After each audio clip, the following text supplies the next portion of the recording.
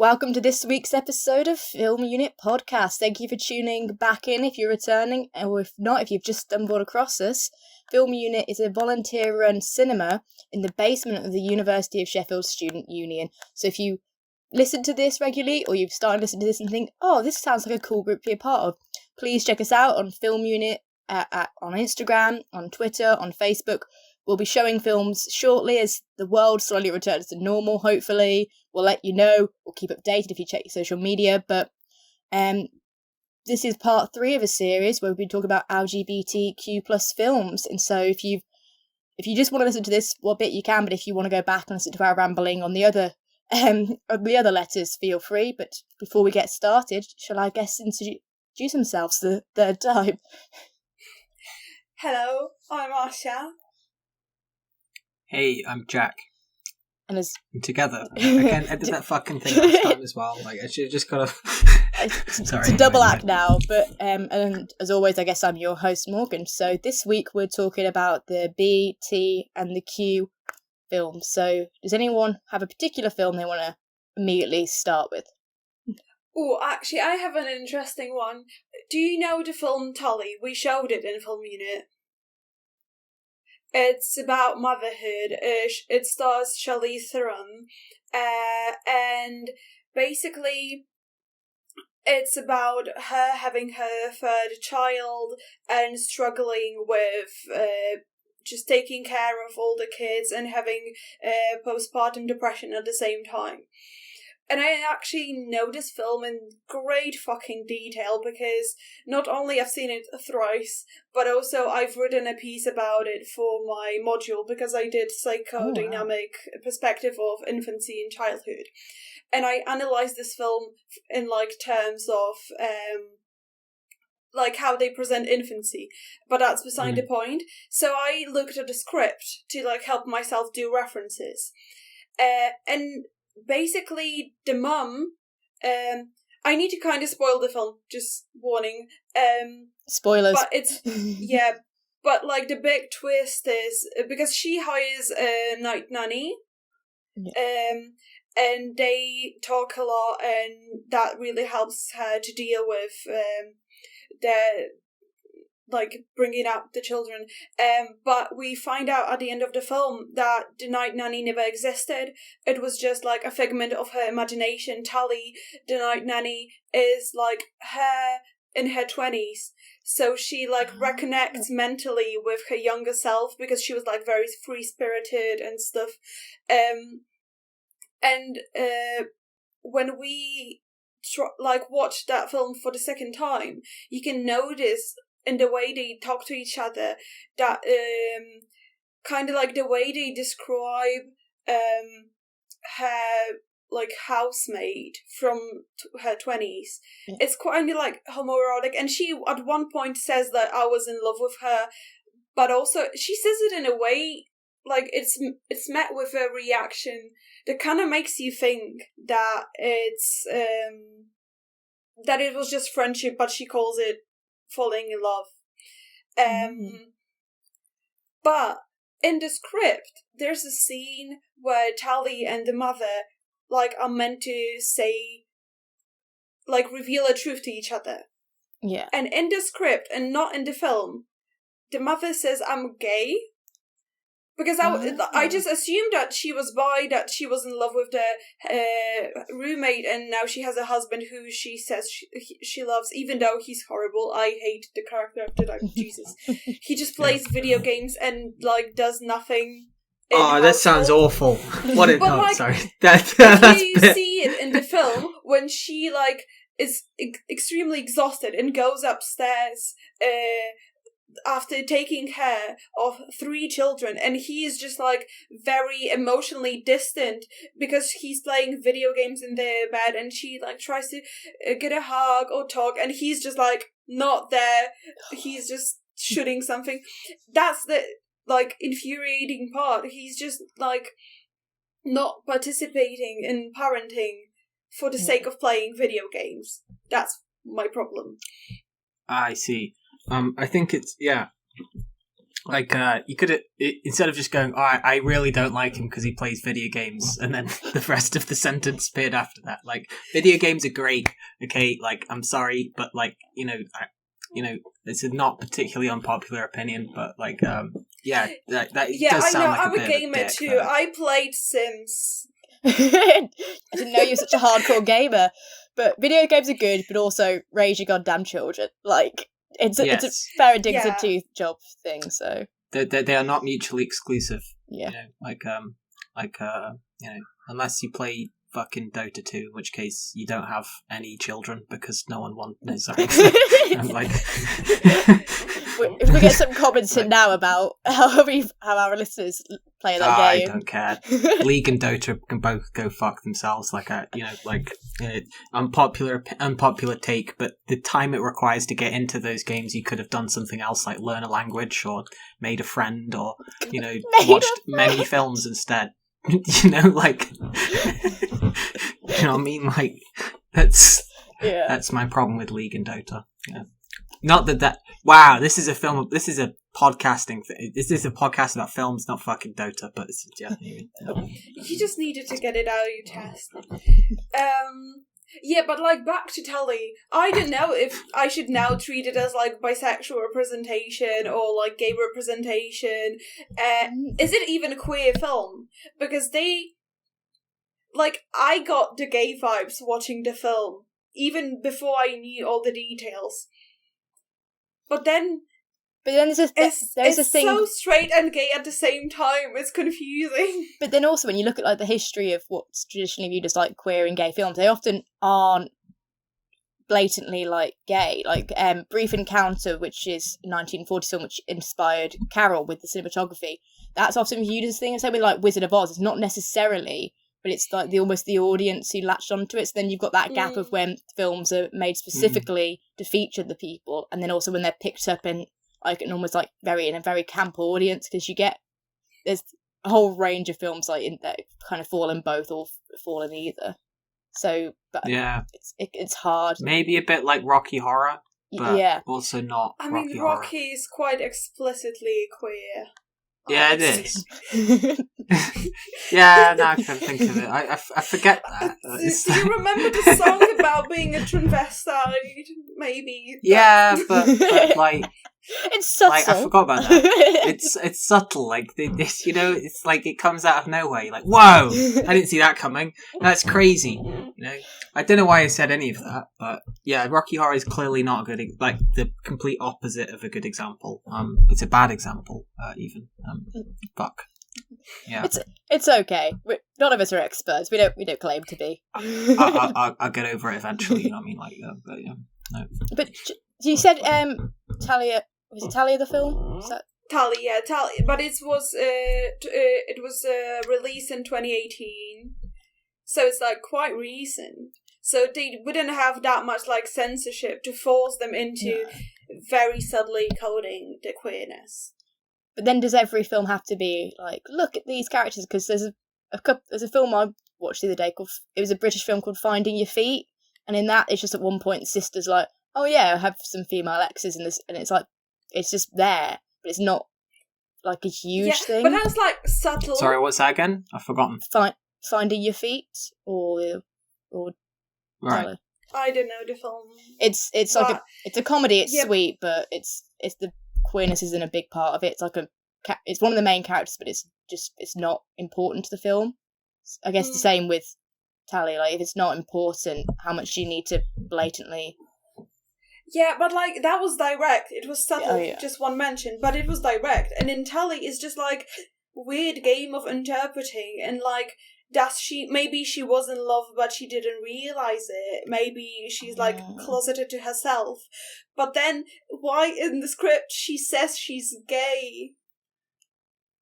Well, maybe she is closeted to herself, but it's just she finally realized it. If they're confessing something in the whole plot twist, but she doesn't divorce the husband at the end.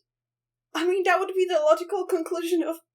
But she's got 3 kids. It sounds like she's already stressed enough. He was useless anyway. Trust me. You if you saw the film, you would understand. He was useless anyway. Yeah, but if he's that useless, it's probably going to be difficult to get him to sign anything, to get him out of the house. I Yeah. think you just like slid it, and he would just like, without looking away from the screen, just like sign it on the side, and he would be like, maybe in 5 years' time there'd be another film where it's her divorcing his ass. Banter. What a time to be alive.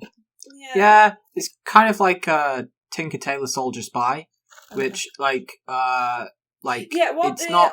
I saw the film on the script. Like, what's the film? What is it about when it was released? So it was released in 2011, but that's the latest version of it. There was a film version released of it in 1979, I think. It's based on a John Le Carre novel, isn't it? Is that I'm pronouncing his name correct? Carey. Yeah. It's like a Cold War spy drama, and it's like you're not really sure who's what and what's else. And spoilers, very massive spoilers. Everyone's a spy, and no. So again, spoilers. In fact, I can talk about this without it being a spoiler. One of the characters, that is the bad one, turns out right at the end of the film to be in a bisexual relationship with another guy, and the guy shoots him. And I actually found that quite. It was like you couldn't possibly have known that was going to go that he was in that kind of relationship beforehand. But it is like the bit where it all happens is like really tender, and it's kind of treated in a very kind of like normal way. It's not exactly kind of like the film doesn't judge him, but the society does, because at the time, like, you know, there were a bunch of like things in like the 60s and 70s where like spies had like, so there was one, I can't remember who it was, but like some British spy was like being like blackmailed by the KGB because they set up a gay party for him to go to. And then he was being blackmailed because if that was revealed, then, you know, he'd be arrested or whatever. So it's, but like in the film, it kind of treats it very well, and it's like, you know, they're not particularly camp or anything like that at all, you know. So I felt it quite treated that quite well.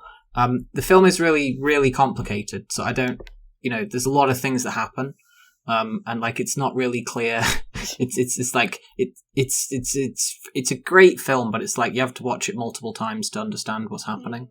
A bisexual spy is a common thing, because it was one of the films I wrote down was Atomic Blonde, and that was a Cold War spy, and that's got So I'm wondering if it's a theme of like espionage is just it would make James Bond more interesting. Let's face it.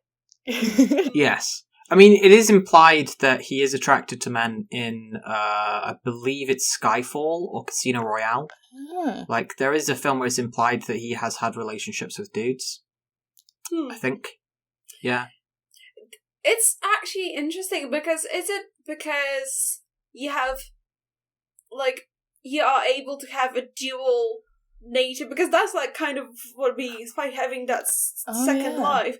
But also, like, is it a negative stereotype? Because... Well, all spies are bi. Like, they're just... It's such a terrible stereotype. Fucking spies. They just are... like, two-faced, bisexual, just, like, anything, any trait that starts with, like, two by duo, whatever. I don't know if the spies are slightly more tame, because as much as I love Killing Eve and stuff, like, the fact that they're both psychopaths and bisexual, that seems to be quite common, because also in horror films you get like Jennifer's Body and stuff where it's like bisexuality is pushed more. Not Psycho, sorry. Yeah. Well, that's... Sorry. Yeah, but like it seems to be pushed more like them be violent, because it's like, because you can't, like, there does seem to be a stereotype of the very violent, murderous bisexual. So I think a spy's bi...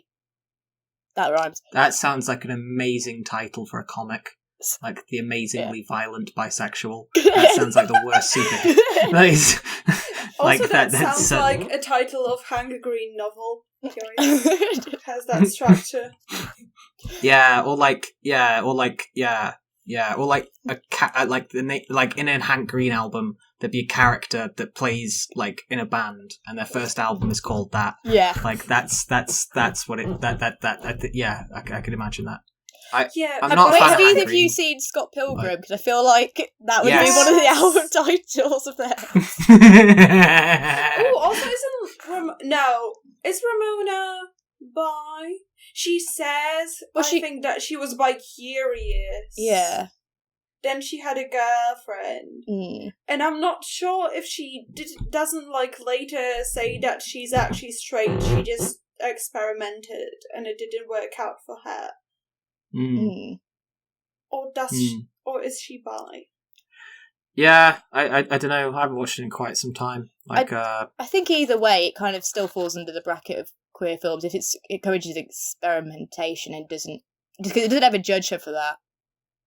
I saw some comments on TikTok that it's like quite of course you hurtful did. Like, for like LGBT community, but like especially because her ex is like, you know, a powerful dyke who's like possessive and jealous, and some people said that it's very negative representation.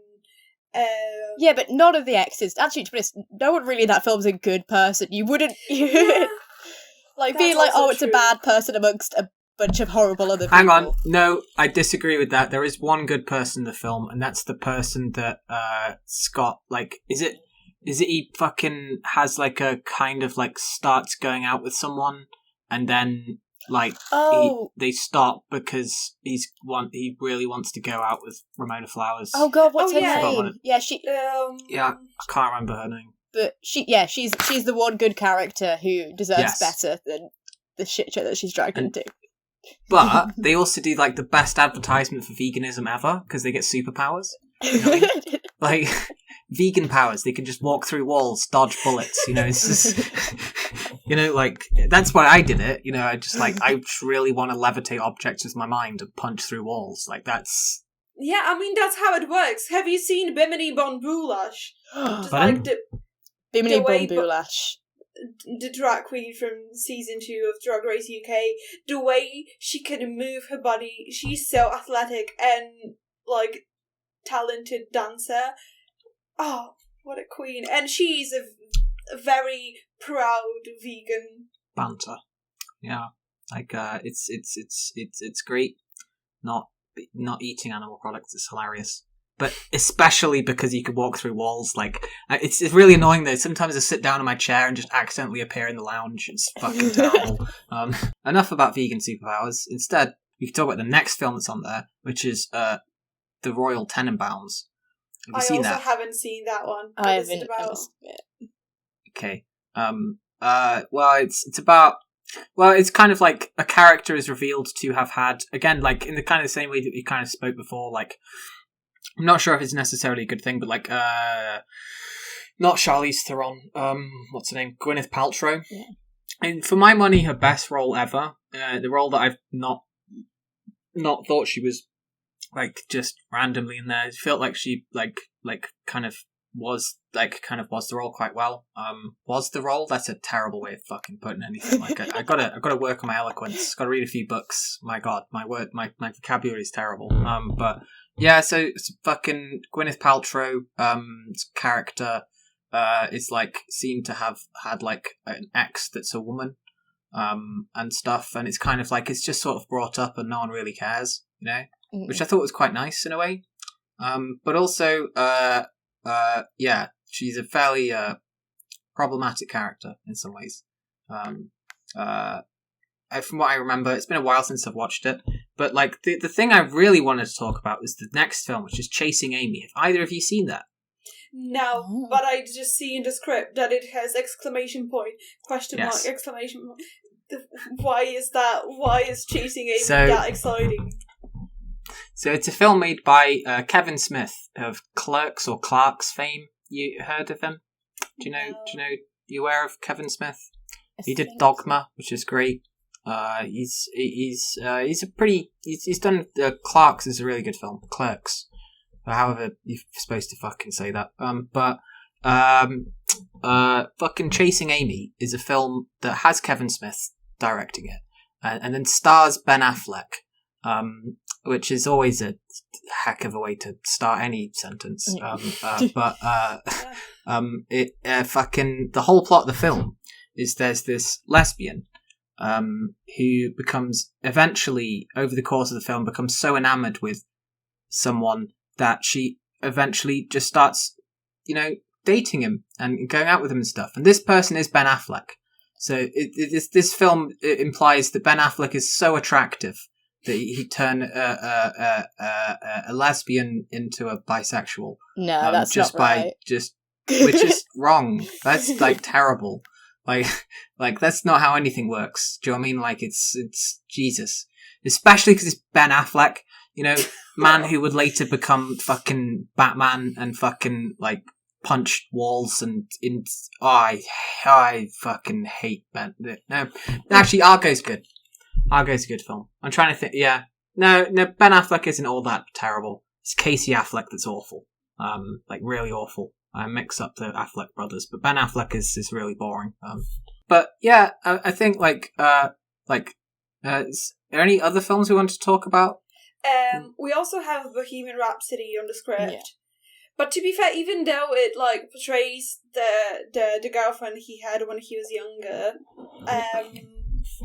I don't feel that they acted the love and the sexual desire as well as they did with Man.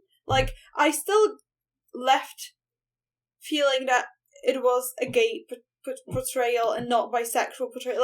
It didn't feel equal. But it is, bisexuality isn't equal all the time. It might just be but also one woman versus isn't everyone. that the girl that the song "Love of My Life" is about? Yeah.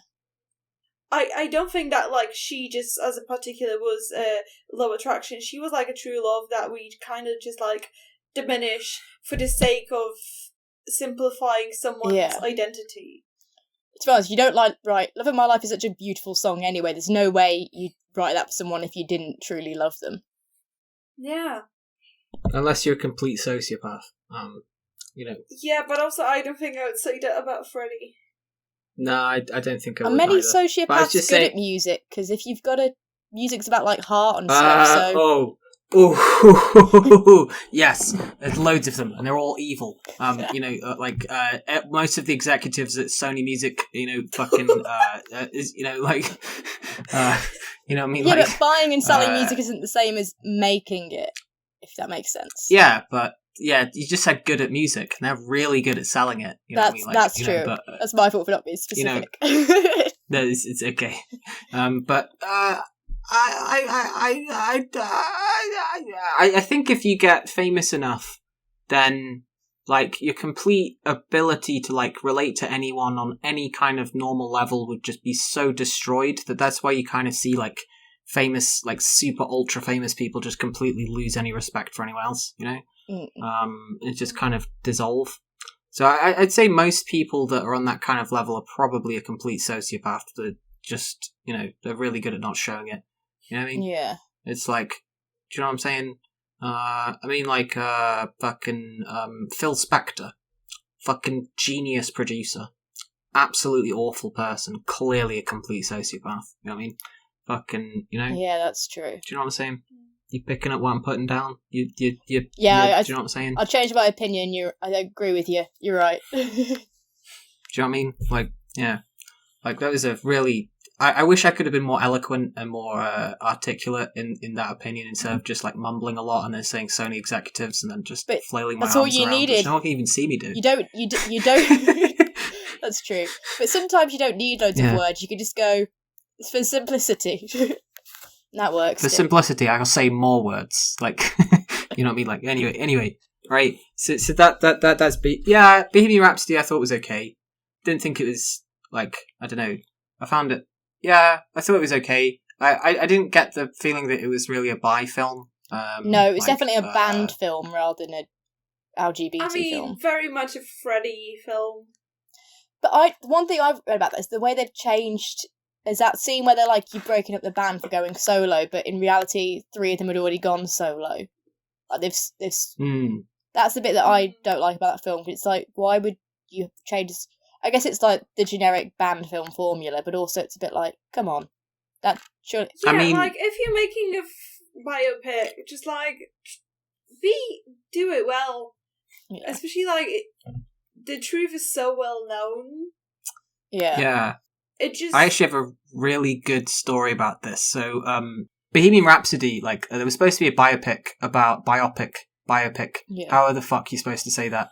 About Queen and Freddie Mercury ages ago. And it was actually supposed to star Sacha Baron Cohen, because, you know, he looks fucking identical to Freddie Mercury. You know what I mean? If there's, like, there's some of the shots of like the makeup he was in and stuff, and when he put costumes on to like for like test footage, he just looks fucking identical.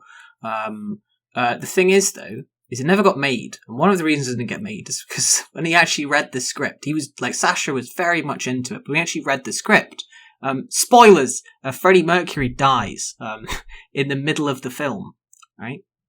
In the middle of the film, Freddie Mercury dies about a biopic about Queen. How the fuck does that work, right? Do you know what I mean? And the reason is because what Queen wanted to do was only have like an hour of Freddie being on thing, and then the rest of it being like, and this is how the band went from strength to strength. So, do you know what I mean? Oh. Mm. Do you know what I mean? Like, you know? Yeah. Like, I found kind of, yeah, sorry.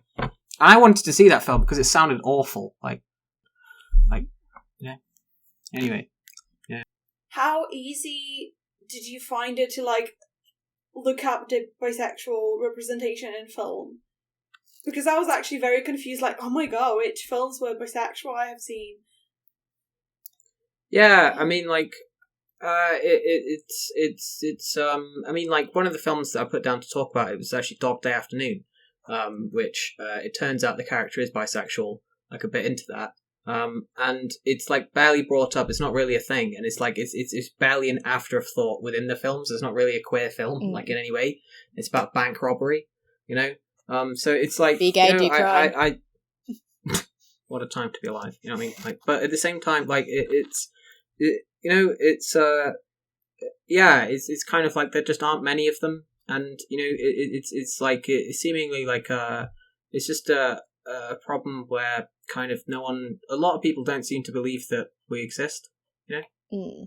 Like, it's like, I think, and like, because all, like we were saying last time, like, a lot of the portrayals of, like, gay people on screen, they tend to be very stereotypical.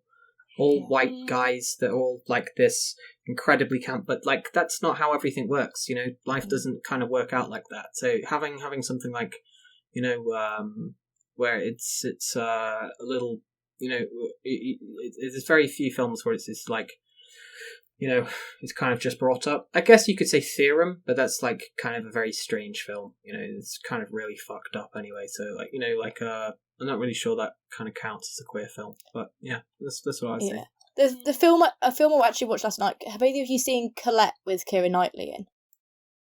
Because that's a very explicitly she is bisexual throughout, but it was almost a bit of a shock because from like the get go, like she marries a guy, then at the dinner party she jokes that she's not interested in the other guy's husband, she's interested in the other wife, and like all the way through she's shown to be sleeping with non-binary and women as well as sleeping with a husband. It's like it's the most, I think, explicit film I've seen of where it's like, no, this is a person who is bisexual and they don't dance around that.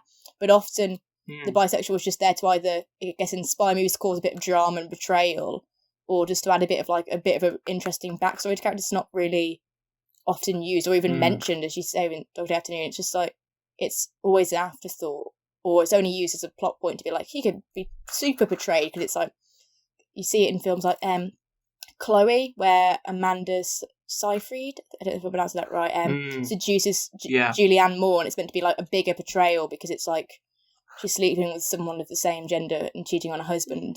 So it's almost used more as a extra shock factor rather than, hey, these people are real, like they exist. Honestly, the biggest crime of Chloe was it was just really boring. Like it just went on for fucking ages. Anyway, I thought it'd be more exciting, honestly. And I watched it and I was like, this is okay, yeah, but like most of the film is Liam Neeson go, and that's the whole film. Yeah. It's just Liam Neeson looking shocked all over the place, and then Amanda Seyfried appearing, and then Julianne Moore being annoyed about something, and that's the whole film. Yeah. Sorry, I've just given you the whole film right there. So if you haven't seen it, it's spoiled. But honestly, I didn't enjoy it very much. So the way you portray it sounds boring. So I don't think I missed much. Am I being uncharitable, Morgan?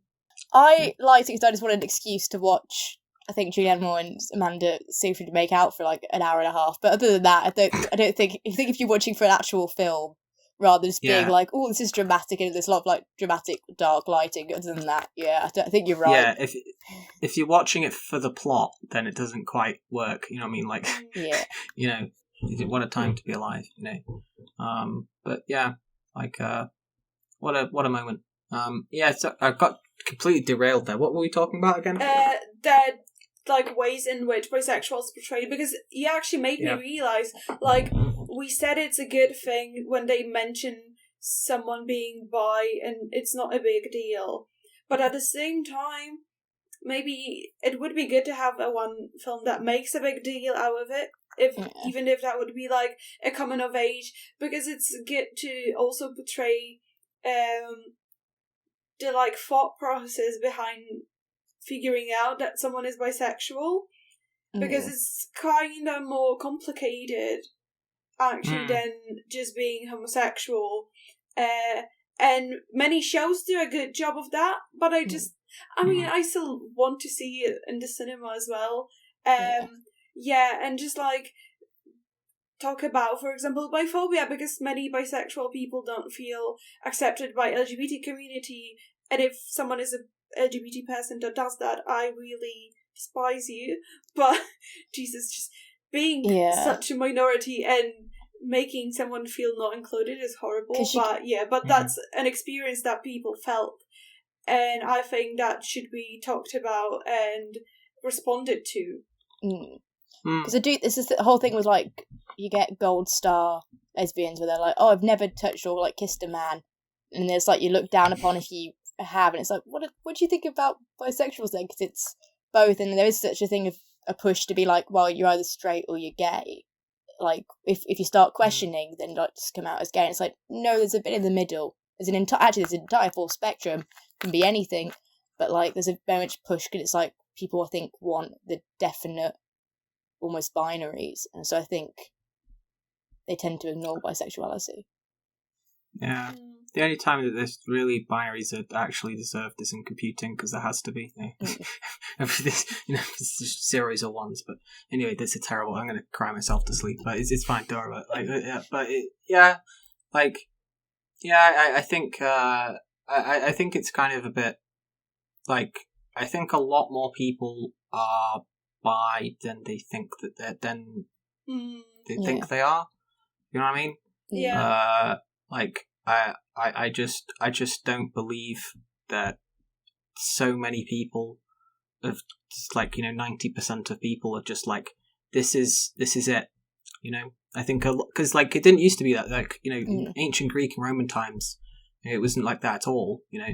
It's like it was almost seemed a bit weird if you didn't. You don't even have to go that far back. You can go back to like the old kings of England and stuff, and and they'd have like lovers in the sign and stuff. I guess even if you.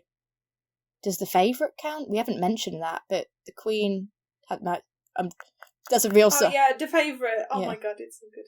Like, it's great. That's a bisexual film as well. Cause it's just like they've always because Rachel Weisz still loves her husband, right? Where they seem to they care about each other. I don't remember any mention of men in that film. There's very few. What? Not even fucking Nicholas Hoult goes cunt, which I thought is the funniest use of the word cunt in a film ever. It's just like his voice goes all over the place, and I thought that was the funniest bit of the film. But I laughed way too hard at that.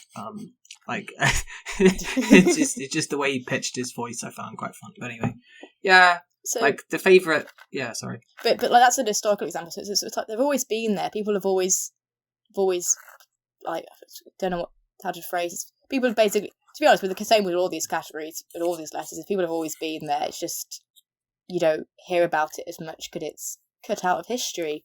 Because they were just such good friends, They were just really good friends. Yeah. Oh, bestie vibes only. Bestie vibes only. Best.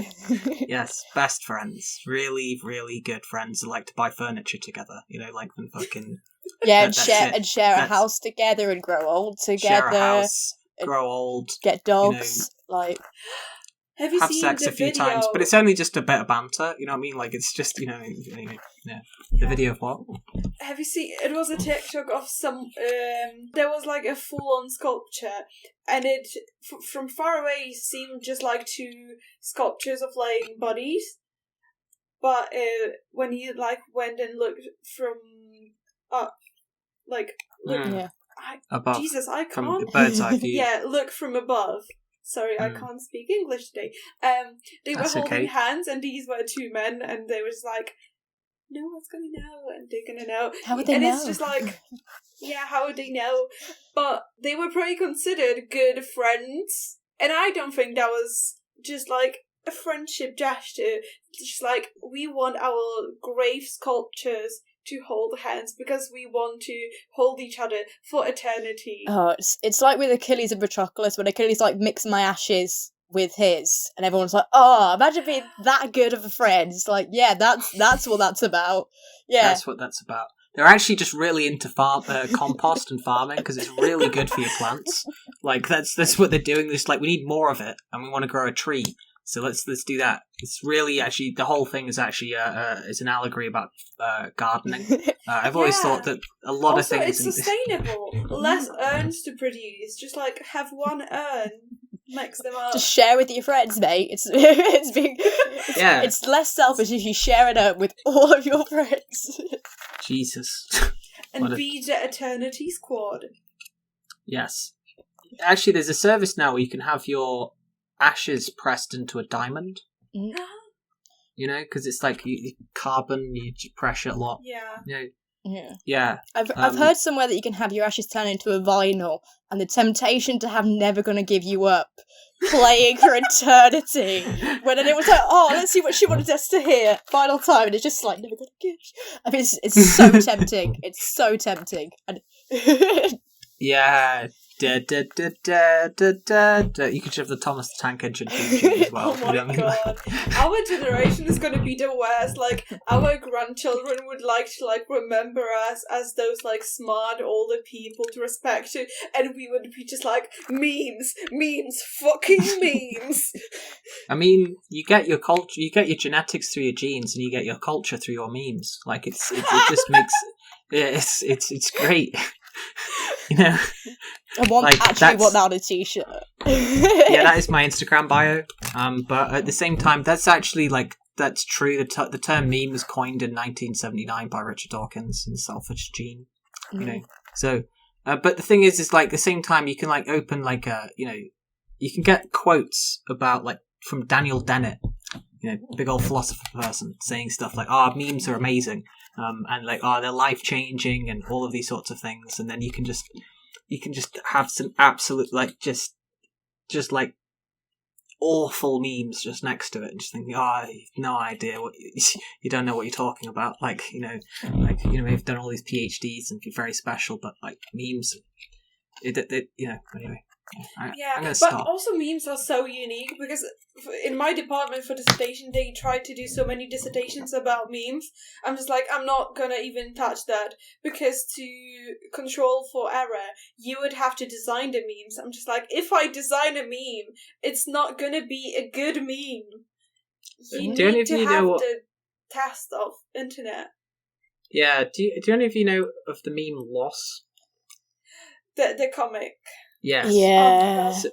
So you know how it's sometimes quite difficult to tell whether something's loss or not. Mm. You know, so my mate for his dissertation was thinking about making a program to detect whether a meme is loss. And then he actually bought isthisloss.com. So you could like post a meme on there and it'd tell you if it's loss or not. He never made it because it's too complicated. Like it turns out it's almost intractable because, like, you know, like memes that are lost are very good at hiding it. You know what I mean? Because you only just don't need to say the four phrases, like bursting into a room, ask the receptionist what's going on, standing somewhere and then standing next to someone as they're lying down. If you just said those words, that would also be loss. You know, it's not just a picture that counts. It's basically impossible. It's too difficult. You know. Yeah, like even for my human brain, when I look at memes that are lost, I'm just like, what? Why is it funny? Why is it funny? And I'm just like, would be there for 2 minutes looking at it, and then I realise it's fucking lost. It's on a a good moment. way to link this back, that's almost like when you watch a film and a character's bisexual, like, there's something, hold on, there's something here. It's like, is this bi? Hold on. It's yeah, what a time to be alive. This you know is what I me mean? watching Pally. Is this bi? Is this? So there's something Yeah. here. So hold on, it's like, yeah. Oh no, this film is lost. Like, for fuck's sake. This whole Jesus. thing was Do you arranged think just they to be will like ever that. make a film I will. that has loss in it? 100%. Yeah, 100%. I will. I'm going to do it. I'm going to make it so every frame of the film is lost, but you just can't tell. You know what I mean? Like, it's just so difficult to find out that only, like, truly, like, the people Please that do truly... it. Do you know what would be? Please. Do you know what would be really? Because what I know, there's a film where I can't remember which one it is, but like an X appears before someone dies. But imagine if you did a loss appears on the screen before someone dies. It's like, you know how, like what's it called? The Ring?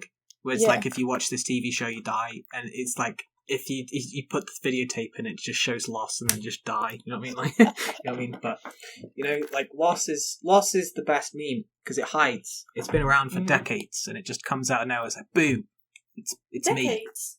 Yeah, it's Not been a around decade fucking singular. ages. Decade. Yeah, I think Yeah. just one decade, but Yeah, but it doesn't matter. It's been around for... It's not a lot of things stay around that long. Like, Dat Boy died after, like, 6 months. You know what I mean? That was the Oh, best God. meme of 2016. You know what I mean? I Fucking don't hell. even Just... remember that boy. It was the frog on the unicycle. Here comes that boy. Okay. Yeah, here comes Dat Boy. You know what I mean? Like, Dat Boy was the best meme.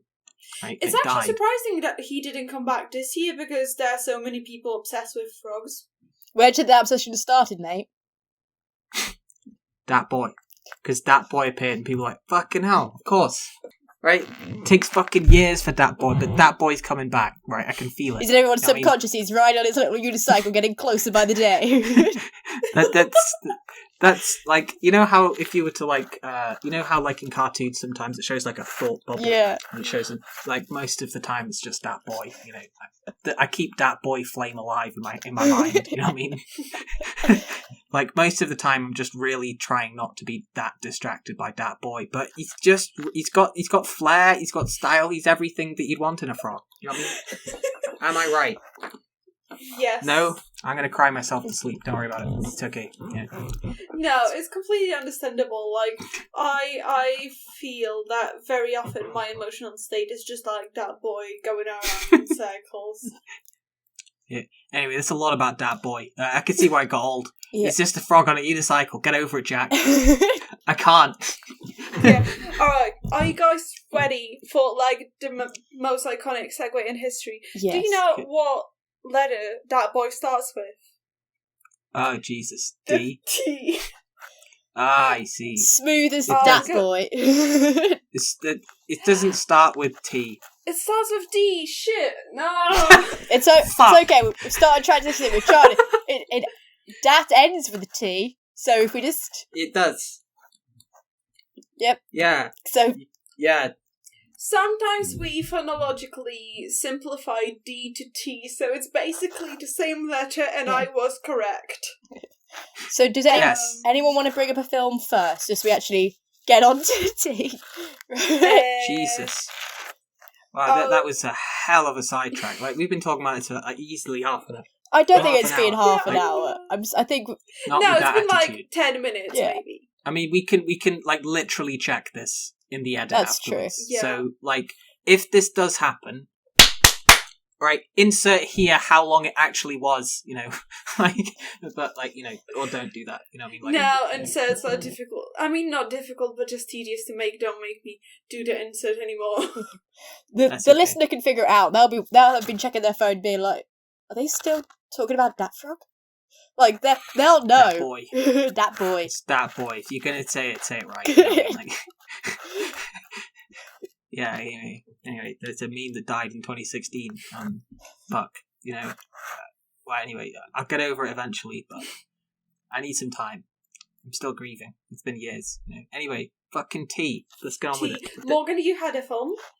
Priscilla, Queen of the Desert. I don't think either of you have seen it, but it's a 94 film, and it's brilliant. The premise is a bunch of drag queens are going across the Australian desert in a camper van that they've pimped out, full of all their costumes and everything to go do performances. I can't remember what they're doing performances, but basically it's been turned into a musical since then. It's really popular. It's very cheesy. It won an Academy Award for costume, and it has Terence Stamp playing a trans woman, Hugo Weaving, and Guy Pearce. And so you think that doesn't sound right, but it's actually such a really good film. It's very uplifting and heartwarming, and all the outfits are incredible, and it's essentially two drag queens and a trans woman dancing their way through the desert whilst being dramatic, and Priscilla's the bus, the camper van they're travelling in. It's just a lovely film. I just really like it. That sounds actually really interesting. Although I can't imagine what's the turning point of the film. Where's the drama? Well, they're not very good at travelling. So they keep getting stuck and bumping into people and turning up in small towns in rural Australia where there's 12 people and going, let's do a drag show here, and it's the 90s, so it's still not really accepted, and you get people so they have to deal with stuff, and but I don't want to tell you everything that happens because then you won't watch it. So there's a lot of heartfelt moments and there's a lot of drama generated, but the general plot is them trying to get to go to do this series of shows in a hotel that will pay them money, and it's just got a good soundtrack. It's just good. Yeah, it sounds really lovely. I think I'm going to watch it soon when I have time to watch films. Jesus, I haven't seen a film in a week, and I'm just shaking. I am just so hungry for films. Ugh. Get help. That's not usual. Okay, if you seem dehydrated, you've forgotten half of the things that happened last week. Jesus, watch a film right now. Imagine emergency fucking you just get ejected with a film. You end up in the ER and they put you to the bed and you just turn off the lights and just play your Shrek again, and you're just Jesus fuck, that's the worst cure ever. Shrek 2 though. Shrek 2 is a cure. But no, they're both fantastic, don't get me wrong. There are no other Shrek films, right? There are not. I like the third one. I do not accept fourth one. Is it too late for me to quit this podcast yet? I mean, if you do not accept me with Shrek the Third, you can leave. Listeners, if Jack doesn't appear next week, you know why. Acceptance zone. Okay, well, I'm going to mute myself, and that's going to be the end of it. See, Oh, he actually has. He's sticking to his guns. Yeah, I actually did. Okay, I committed for about. Looks like just less than 5 seconds. Well, now you've unmuted yourself. Is there a film you want to talk about? So, hang on, give me a sec. Maybe I watched The Danish Girl. I watched Tangerine, which is fantastic. I was meant to watch Tangerine, and I didn't. I must admit, Tangerine. I've heard good things about Tangerine. Isn't it that the film where it's all filmed on iPhone 5s? Yes. Yeah. Yes. Tangerine is fantastic. It just felt so vibrant. It felt so real. It felt so kind of there. It's kind of the transness is definitely a part of the film, but it's also it's so, I don't know, I found it weirdly wholesome, even though it isn't in places. Yeah, I know one scene of the film when they are in a washing machine service, and one girl gives another girl a wig because she feels naked without it. Exactly. And I just saw someone writing about how intimate moment that is for trans people when they compromise their passing for the comfort of someone else. Yeah, I found the film really tender. You know what I mean? I found it really kind of I don't know the word. I found it kind of. I don't want to say too much about it because there's not many things to spoil. But I just liked not knowing anything and kind of going into it and just kind of feeling very much like kind of like this weird, like cool air. You know what I mean? I say weird, I mean just this cool. It's just like it felt kind of wholesome at the same time, very real. And very kind of not wholesome at the same time. That's a terrible review. I need to read some books. Fucking hell. I need my vocabulary really needs No, to I think you've pitched it enough. You made me want to go watch it, so I don't think... Just talk from the heart, mate. You don't talk from the books. Yeah, but talking from the heart with like 8 words is pretty difficult. You know what I mean? It's like... But I've just used all of them just there. Like genuine, and I want to watch it too. I'm just like thinking, does it really have tangerines in it? Why is it called Tangerine? Not with that attitude. I read it was called Tangerine because when they put a colour filter on, Tangerine was the most like bold colour in it, I think, across the film. I didn't know that, and I didn't. I was going to say I didn't really find out why it was called Tangerine. You know, it's kind of left up to the reader's view, the watcher's view. Like they like in the DVD there are multiple mouldy tangerines in there, and I think that's supposed to be part of it. But like, it's none of that's true. I just lied to you, like a lot. But even if the filter is real, it's an odd reason to call a film something. I mean, there's a film called Tangerines, which is actually the reason that I watched Tangerine. Tangerines is about a guy that's like in like some kind of war-torn country, and there's a bunch of tangerines everywhere, and he needs to save his tangerines field. I watched it once many years ago, and I went to go show it. I thought I'm going to watch that again, and then accidentally got Tangerine instead, which was really good, but it was not what I was expecting. There's a couple of songs called Tangerine, aren't there? Yeah, there's a whole band called Tangerine Dream. They've done this album called Phaedra, and it's fantastic. None of this is about trans films, but I thought that was great. I kind of watched The Danish Girl as well, which I'm not sure. What do you think of that? Okay, to be fair, I watched The Danish Girl like 5 years ago, so I don't remember like loads from it. I remember it being a very, very like silent film, like quiet, very subtle. It's got Eddie Redmayne in it, and he plays the same character every time, even if it's The Danish Girl. It doesn't matter whether he's in The Theory of Everything. He is the same person every single time. He's like Benedict Cumberbatch, except slightly better. You know, yeah, he's always just like very, very fragile. That's my main vibe that I get from him. The only thing I know about Eddie Redmayne is that he's colourblind, but he did an art history degree and wrote an entire dissertation on a blue painting he cannot technically see properly. It's just a plain blue square, cool. And he wrote 12,000 words.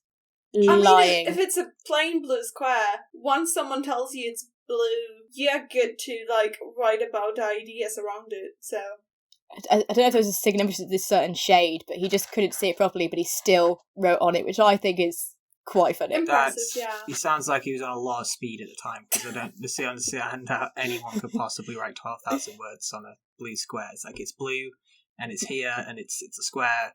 I like geometry. Pardon? Is it a rough go? Is it a giraffe, though? No, Rothko, he did like mono.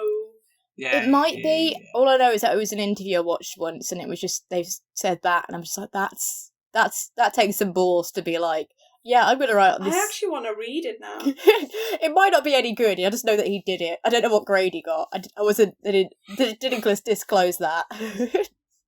But also about the Danish Girl, because like if some of our listeners didn't see that film, it shows the story of Lily Elbe, who was the first trans woman to undergo gender confirmation surgery.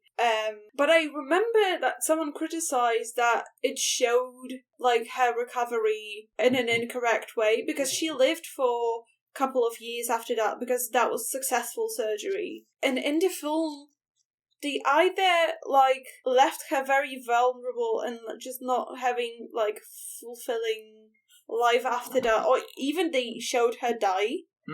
How does it end? I can't remember. Yeah, I didn't really enjoy The Danish Girl very much. I thought it was a lot of award bait, and I thought that Eddie Redmayne is just in it. And that's why I initially watched it, but this was also the start of my distaste for Eddie Redmayne, because I just found Eddie Redmayne just really boring. Like after a while, it's just the same thing. He's in fucking, what's that film that's made by fucking the Matrix people. I don't know who made Matrix. What is it about? It was the fucking Wachowski sisters. Hang on. Jupiter Rising or something like. Oh my god! Then I haven't seen it. No. Yeah, Jupiter Ascending. It's not a good film. It's not at all. It's just Eddie Redmayne go, and that's the whole film. Yeah, that's it. That's the whole film. Yeah, but the Danish girl. It's kind of like underwhelming, and especially like as I said, I always read Eddie Redmayne's acting as really fragile, and because that was the first trans woman to go through gender confirmation surgery, I don't think she was like weak. She must have been so strong-willed and so brave to be the first person in history to do that. So I probably need to see the film again to give it like proper review. But based on what I remember, I don't think the film just did her justice. Yeah, like I think there's definitely something to that. I mean, like also like it's made by Tom Hooper, who's also the person that made Les Mis and The King's Speech and Cats. Right? Oh my god. Cats, right? Oh my god. Now I don't know if I even want to rewatch the film. Oh no, you don't. No one God. no one wants to rewatch Cats. Cats is a fever dream made by someone that is clearly like it's like just on too much coke. I was like, right, gotta make a film. That was gotta be about okay. I mean, isn't that how the play, the musical came around? Wasn't it just a bunch of theatre? It was just T.S. Eliot and a bunch of people doing a lot of drugs and being like, yeah, let's do Cats, and then that sounds very likely. Yeah, I mean, like, it's the Possum's Books of Cats or something, or like something like that. It's based on that, which is just a wholesome book about cats. And then suddenly in this film, you have Taylor Swift and shirtless Eddie Redmayne as a cat. Not Eddie Redmayne, Idris Elba as a cat. Which have you seen Cats? Yes, unfortunately. I saw the trailer and I thought that was enough for me. I had fun. I knew what I was signing up to, so I went to the cinema with alcohol. And me and my friend just had a blast. But do you know we were the only people in the cinema laughing? Like, there was... But listen to me. There is a scene when Rebel Wilson, like, zips out her fur skin and reveals the same, like, fairy body butt clothes. And we were the only people laughing. This is ridiculous. This is the definition, textbook definition of ridiculous. What were these people thinking? Oh, this is so deep. This is so moving. Why weren't they laughing? What they were feeling? I wanted, like... I'm going to bet people. they were all too stoned to have a reaction and they were just sitting there in a complete shock. But who, like, that honestly, would be like... out of a reaction, yeah. Like, who thought that this was going to be a good idea? Okay, like, all of these people signed up to this film. Everyone just went for it, made it, and they all somehow... Like, do you know how many people a film like this has to go through? Like, this was worth, what, like, $100 million? This fucking... Yeah, it was quite expensive. Yeah, it's one of the Even biggest... though the CGI is terrifying, it was expensive. $95 million, okay? like, right, that kind of money doesn't get thrown around for nothing, right? And it was made, and, like, do you know the number of people that have to give things okay to make that kind of film, right? And they all fucked it that much. Like, that just, do you know what I mean? Like, yeah. But I also think, I don't think they risked that much, because if you think about, we're going to make this monstrosity of a film, we're going to make it look like nightmares have come to reality, people are going to go watch that to be like, I want to see if it's as bad as it looks. It's one of the biggest flops in film history, right? Because, like, whatever the budget of a film is, you've got to multiply it by 2.5 times to get the amount of advertising, so that's like $250 million. It made $73 million worldwide. You know what I mean? That's a huge loss. That's a lot. Someone's getting fired is all I'm saying. You know what I mean? Unless this was some kind of really weird money laundering scheme in which it didn't actually cost that much money, but someone just needed to make $100 million appear in the bank account. You know what I mean? Yeah. That would make sense, because also I think drugs again were involved in the making of it. So if you've accidentally pissed off the wrong person, you might need to suddenly move $100 million around. I mean, like, Half Baked was like clearly had a lot of weed involved, and that's great. So just because it's got drugs involved for the pre-creation of it doesn't necessarily mean it's a bad film. Okay, Yeah. But Cats is awful. Okay, it is none of this is about Danish Girl, but but the person that made Cats is also the person that made the Danish Girl. You know what I mean? Right? Yeah. That's how, Yeah. that was still consistent. We were on the topic, on the film, yeah. Yeah. Still very surprising that it was the same person, because the vibe is vastly different. But also, talking about, doing Lily Elway's justice, what do we think about a cis man playing her? Because it makes sense at the point, she didn't transition for the most of the film, so she would have a cis male body. But also, people like to push for trans people playing trans people. Have either of you seen Orange is the New Black? I haven't seen all of it. No one's seen it. It's in a box somewhere. It's like we want them to release it, but it just keeps not happening. No one's ever seen it. But in that, they have Laverne Cox's brother play her transition self, and that was a really well thought out thing. But also, there were so few trans actors, and even non-binary actors in Hollywood that I think, considering it's a film where it's literally a story about being trans, to not use someone who's trans seems a bit, considering how few films there are about trans. That's why we can fit it into the end of an episode, because there's not that many. There's very few where it's mentioned or addressed, or even it's explored. The fact that they've gone we're just going to cast someone rather than actually, I think, I mean, he's a good actor, and I think I understand the whole, you don't want to maybe trigger someone or anything, or make them think of something, but it's just, I think they probably should have been, they should just, basically, well, that's what I think. What do you think? Do you think that they did a good casting call, or do you think that they should have? I mean, Eddie definitely tried hard to portray it well, because I feel like he studied. I mean, the way I remember it, he tried to act as someone who is a woman born in the wrong body. But it will never be the lived experience, and the way you speak about this is the niche that is perfect for people who have trouble in this industry. I would rather have a trans person in it, but because I don't think Eddie's portrayal was offensive, I don't hate on the film. Just for the future, I will still keep asking for can trans people play trans people? I think it's an old problem in Hollywood of being can people actually play the experiences that you're portraying? And they're no, we're going to cast this actor instead. It's okay, thanks for that. Thanks for ignoring all the actors and actresses that could have actually played that role with personal experience. Yeah, I mean, in a world where, trans people were playing cis people, right? I wouldn't mind that. Yeah.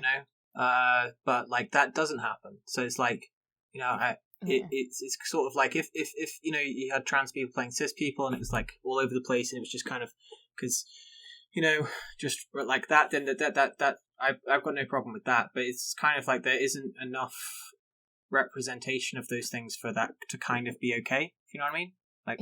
That's how I see it. But I think it's the same when you get straight actors playing gay characters. It's normally in a world where anyone can play whoever they want, and there is enough representation, people actually have access to play those roles who are designed for them, then there's no problem. But when in a world where gay actors and actresses are finding it hard to get roles, and trans actors and actresses are struggling to get roles. But usually when you mention that argument, people would say just but what about Neil Patrick Harris in How I Met Your Mother? But that's just one fucking role. I think they're just annoyed that he was so good in that role that it was shocking for them. I think that's what they're annoyed at. They were he nailed it so well. He was so good, especially later in the film, later in the show, when you just really believe love between him and Robin. It's just this is good. It's really good. Another trans film, again played by a cis actor is a girl. It's a Belgian-Dutch film. It was made in 2018, but it's basically about trans girl. She's very young. She's a teenager, and she's a ballet dancer. Which is like interesting how they portray just like switching from the like male roles in the ballet to girl roles, and also just about ballet because ballet has a very strict culture, which is interesting to watch. But also what is very interesting. It kind of does that like Fantastic Woman. I mean, not like I've seen Fantastic Woman, but I know that it does the thing that they don't tell you it's a trans character for like quite a long time because they are cis-passing. Which is interesting because the actor that plays the girl, that's a cis boy. His name is Victor Polster. He just has very like androgynous appearance. So with like hair down, he just looks like a cis girl. And then just like it's very like intimate coming of age film. And yeah, I just really would recommend it because it doesn't like not too much stuff happens, but it just tells you a very particular story, which I think is like important to show because it really like does not stray away from showing dysphoria, and it makes you kind of like really feel and empathize with the suffering which is dysphoria. It does it in a quite shocking way. What's this film called again? But you would have to watch to see. Girl. Right. Easy. Yeah, that's my recommendation. Yeah. I want to bring in one film that has broken the rule that you're saying. It's an actual, it's a film where the trans person is played by an actual trans person. Yes, finally we got one. It's Boy Meet Girl. It's a 2014 comedy. I think I saw it when it came on Netflix, but it's actually just a really sweet story. And the trans actress is actually trans, and it's basically just like a love story, but it's a comedy as well, and it's about how she wants to go become a fashion designer and everything. It's just a really nice, heartwarming film, but it actually has representation, which is always what you want in a film. Nice. So is it like she's just post-transition and she's just like, you know, being trans, being a not like human person in a film, or do they kind of like talk about it? They make trans? reference to it because I think it's implied it's maybe a more recent transition, and I think they're meant to be. I'm trying to remember how old the character's meant to be. I think it's meant to be like they were going off to university soon, so or maybe basic. It's been a while since I watched it. I think I didn't watch it. I think I maybe watched it close to when it came out, but they do address it and stuff, and I know they show the hormones and stuff, and so it is part of the film, but it isn't all the film's about. Yeah, that's actually nice, especially that it's like a part of a routine of trans person that other people would just not realise that you have to like do for fucking injections. Yeah, but to them it's just like no big deal. But yeah, that's one to break that rule of, oh look, we've got all these these cis people playing trans people. That's one where it's actually like, no, they cast the right actress. Yeah. Not Scarlett Johansson. What? It's just randomly Scarlett Johansson gets cast every because trans person Johansson ever. Right? She just appears. Like that chameleon actor they would try to like put in every film. Like me and my housemate have that joke that every time someone mentions Scarlett, he just says like, "Oh, my favorite Asian American actress," because there was like a scandal that someone tried to cast her as an Asian American person. They did. They did. They actually did. They very, very much did. Why? Yeah. It's Ghost in the Shell, isn't it? Yeah, it's Ghost in the Shell. I haven't seen it, but I've watched the Honest trailer where they point out how they dig themselves into an even deeper hole with the casting. Yeah, it's just not very good. That's like I could forgive a lot of things if the film is good, right? It is not. It is like the original Ghost in the Shell film is fucking amazing, right? It's I was hyped. I was like, I can forgive a lot of things, right? If the Danish Girl really blew me away, I wouldn't really care, like it so much. You know what I mean? Because it's like, if you really manage to tell a deeply well told story, it doesn't really matter who's telling it. You know what I mean? To some extent. But like Ghost in the Shell, the remake was just really fucking boring, and that's the worst thing that you can ever call anything. Like The Room, right, is terrible, but it's not boring at all, right? Yes. Diana, right, is unfathomably boring. Like, I think that film, I'm still watching that film somewhere. It never really ended. I think it's really genuinely awful. Naomi Watts plays Princess Diana. It's fucking terrible. And aren't they doing another Diana film? Gosh, Because they there's like fucking Kristen are. Stewart's playing her. Kristen Stewart, I think is playing. Cost. Like, Diana is a terrible film. Like, genuinely, just soul-bendingly dull. Like, nothing happens. It's like, what? How did they make her story boring? Like, that would take them 2.5 hours to explain. 2.5 hours! Do you know what I mean? Like, nothing needs to be that long. You gotta have a fucking good reason for it to be longer than an hour and a half. That's anyway. Okay. I guess I don't... Have we got any more films to mention, or have we exhausted our knowledge? I know that in the new Netflix film Moxie, there is a trans girl. But they actually don't do her justice. Like, the whole film is about starting like a feminist movement in school, and they have the trans girl, so they are intersectional, but at the same time, they never address that she might have like specific issues, specific messages to send out to people. It's still just like, oh, that's the little blonde girl, that's the main character, and just like, she's doing the feminist revolution. I've just remembered, did either of you go see, was it Assassination Nation? Yeah. We played at a film unit. Because that has a trans actress in it, doesn't it?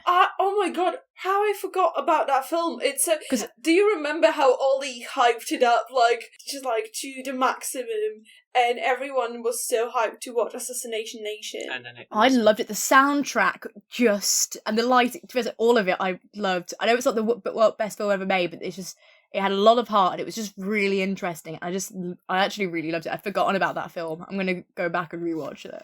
Yeah, but it's actually interesting, like, because I remember being amazed by that film, even though it was so hyped before me watching it. But then I forgot about it. So now I'm... Yeah, but also the amount of films we watch... I know you haven't watched one a week, but the amount of films we watch, it's hard to probably keep it all in track and remember what your reality is. I kind of thought I remember most of the films I've watched. But now, oh my god, how did I manage to forget about that one? Yeah, I was kind of... I thought it was okay, for being completely honest. Like, I don't want to lie. To be fair, actually, quickly, Diana was actually only an hour and 53 minutes. I just checked, so I don't want to spread this. So you're just extremely bored, and it felt like forever. Yeah, it felt like way longer than that. I was going to say that it felt like, yeah, it still feels like it's going on. Like, I think it's a lie that it's less than 2 hours. It felt like... I swear I at the beginning of watching that film, I looked outside and saw the sun was a cold grey husk in the sky, and it slowly but surely came back to life over that time. I felt I was in there for billions of years, or I just really high or something. But what a time to do. Yeah, I thought Assassination Nation was okay. Yeah, like it won't ever like be this on the list of world's best film, but it was just a film that, when you have a film that just grabs you by the heart slightly, and you're just like, yeah, I actually enjoyed this. It was good. It will I'll always remember it as a footnote, I guess, because I forgot about We'll it. always have Paris. Yeah. Like, I think a film that I'd say that did that for me was completely different to that. And it's a film that no one likes except me, which is High Rise. Have you seen it? It's by Ben Wheatley, the guy that did A Field in England and The Kill List. No? No. Okay, no one. I'm not even going to bother talking about that because, like, it's like normally things that get like 50% Rotten Tomatoes are just absolute dog shit. The thing is, though, is this has got like 50%, and that's because like some people loved it and some people hated it, right? You know what I mean? Oh, it's like a Marmite film. Yes, very, very, very much so. It's really fucking bad to a lot of people, but I loved it. Okay, it was just intensely. It's nothing like what we're describing. It's not even remotely on topic, but what a time to be alive. Never heard a phrase Marmite film. Are there really people who love Marmite? Yes. My brother used to have it on toast every day, so I've got desensitized to the smell. So I can be in the same room as it, but I know it's not a good smell. See, I know it's made, it's not nice, it's just... I thought that was like a generally hated film. Taste. No. No, people do like it. People fucking love Marmite. Oh my god. Like, a lot. Like, I had a couple of years ago. I went to Halloween. The Halloween party, and the theme was the letter M, and someone came as a pot of Marmite. Like, people love it. Yeah, people are very much fans of Marmite. I think those people are wrong on a number of levels. But yeah, like even if I didn't try Marmite because I knew about it before I came to England, just saying it's yeast extract. Which part of that phrase sounds appetizing to you? Oh, to make it better, it's the yeast they use to brew beer with, and then when it dies, it just kind of like floats, and they just kind of scrape it, and then pop it in a jar. I imagine it's a step in the middle, but I know it's to do with the yeast used in beer. So they take the worst bit from beer, and then they put it into a thing and go, "You will either love this or hate this." And I decided to hate it. Buy it! I dare you. Find out if you. I mean, this is like this way. That's why this is why it's made. I mean, like, yeah, food. Like the more you look into most food, it's all pretty fucking disgusting. Like, like a lot of it. You know what I mean? Like, yeast extract does sound like the worst superpower of all time. Or like a spell that you'd cast in World of Warcraft. Like, or yeast extract, because it's extract, might be the best spell. But only if you work in a certain branch of medicine. Jesus. No one fucks with Jesus. Jesus, what a time to be alive. Like, we were all dancing around that, and then you basically implied it. Like, yeah, what a oh, yeah. Yeah. It's like, you said what we were all thinking. You know what I mean? Like, good for you. It'd be a better cure than cranberry juice, so it'd be more efficient as a student. Jesus Christ. You know what I mean? What, honestly, Jeez. Jesus, no one fucks with Jesus. Yeah, I don't think I'm going to personally beat that this podcast. Yeah, it's okay. Like, well, it's been nice being on this podcast. This is my last appearance. But mainly because next week it's Shrek 3. Next week it's just Shrek 3, and that's it. That's the whole. Anyway. Yeah, queer films. Yeah. So to talk it like. It was hard to come up with some, like, queer representation that Q and plus, just like anything that is not included in the LGBT. Definitely in Miseducation of Cameron Post, which is basically a film about conversion therapy camp. That makes it sound fun. Character... And, like, none of the camp's fun. You know what I mean? Like, it's kind of like, sorry, like, I mean, regular camps are fun, not the conversion therapy ones. That's what I mean. Like calling it a camp sounds like, let's go to summer camp. Let's learn how to do magic tricks. It's like, yeah, let's face it, it's just slow torture. You happiness and then offer torture. Yeah, it's like, yeah, it's just like that to everyone that walks in. You know what I mean? It's what a time to be alive. You know what I mean? Like, fucking, anyway. Keep going. Yeah, but like the main character, I think, is a lesbian, but she is friends with a Two-Spirit Native American. They don't go too into explaining what it means to him, which is, I think, a shame because from what I've read on internet, because I've never met a Two-Spirit person, it seems to be like a very unique non-binary identity, especially that it used to mean like very, very unique spiritual position as well in like the culture, but I've never seen like good sources to like learn about it, but they just like mentioned that he's to like they are I can't remember what pronounced they use, but they were Two-Spirit. I've read a bit about Two-Spirits for like an essay on gender did once, but the reason we don't know too much about them is because apparently Christopher Columbus, the absolute cunt, used to round them up and set the dogs on them. Oh, What a time to be alive. That sounds horrible. terrible. But also we don't know much about them because actually a two-spirit is an umbrella term because there were like multiple non-binary identities of Native Americans as well. So they are just rounded up as two-spirit, and some people don't like the term, but I think that's the one I've heard used most. Yeah. Well, the only gender ideas we have at the moment are the Western ones, because due to colonisation, there's loads of other, if you look at historically, there's loads of other different non-binary things that they have different terms, like two-spirits, all over the world. But the way, due to colonisation and unfortunately our country, is only the binary we know today, because it was spread and it was violently enforced in these countries. Yeah, that's why I'm hoping for like more films with like traditional non-binary identities representation, because I think it's like so interesting. It's so important to show, because especially non-binary identities seem like the new invention, blah blah blah. I'm like, no. This is just a Western thing that we just assume that it's given that there are two genders. No, this is just fucking racist to assume that there are two genders. Yes. Yeah. So if there are any filmmakers out there, if you're making a film of like non-binary identities, hit us up. We will screen you, definitely.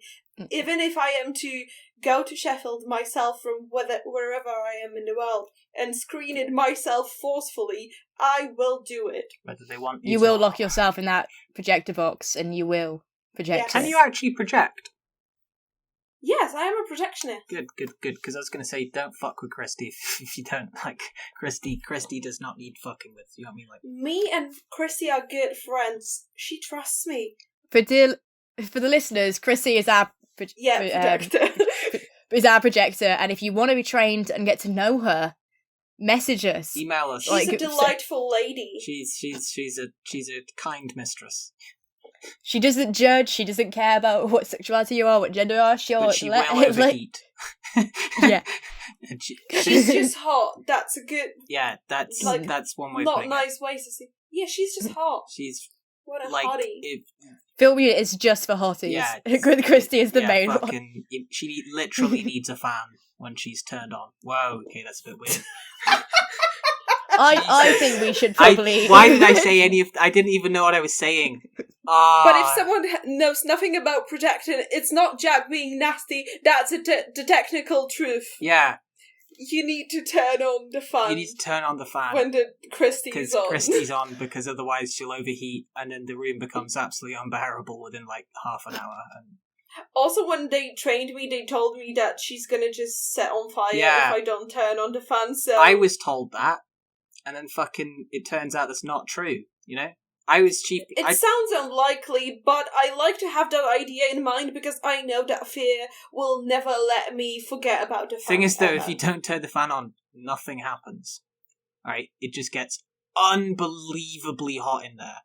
Like, it's for your benefit that you turn the fan on, like, immediately. Huh. Yeah, because otherwise it's Anyway, I think that's probably a good note to end on. If people have listened this far and they're like, oh, I want to know about projectionists, they should hit us up at Film Unit on Twitter, Instagram, Facebook. I guess message this podcast. If you're listening to it, you can just send us a little voice memo being like, how do I get to play with Christy? Wait, no, that didn't sound right, but just going to leave that and just keep going. Just keep like, wow, okay, Christy. Yeah, I think... we shouldn't be trusted to be speaking into microphones, but not at all. Like, this is like borderline wrong. Like, you know. Right. Okay, last goodbye. Thank you guys for coming on and rambling with me again. Thank you for any listeners who are still listening despite all our comments on Christy. Thank you for listening, and I guess you'll hear from us again. I can't say you'll see us again because we're not seen. Yeah. No one sees us. I mean, our pictures are on Facebook because they've put them. Like, I mean, they are, but like, yeah. Anyway, I'm gonna stop talking about this. Yeah, but thank you for listening. Goodbye. Thank you. It's been emotional.